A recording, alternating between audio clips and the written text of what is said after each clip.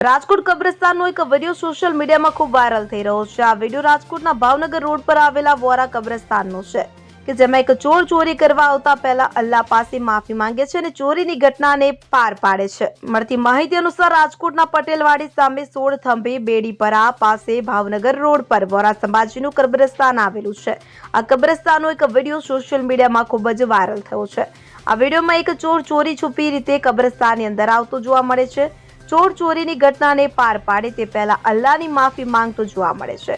તો ચોરી કરે તે પહેલા તે અલ્લાહ પાસે માફી માંગે છે અને પછી તે ચોરીની ઘટનાને અંજામ આપે છે કે જે ઘટના કબ્રસ્તાનમાં મૂકવામાં આવેલા સીસીટીવીમાં કેદ થઈ હતી।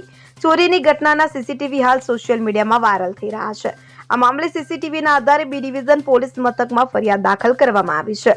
પોલીસ સીસીટીવીના આધારે તપાસ કરી રહી છે। હાલ આ સીસીટીવી સોશિયલ મીડિયામાં ખૂબ જ વાયરલ થઈ રહ્યા છે। Bureau report CN24 news. હવે જુઓ દેશ દુનિયાની તમામ ખબરો તમારી આંગળીના ટેરવે।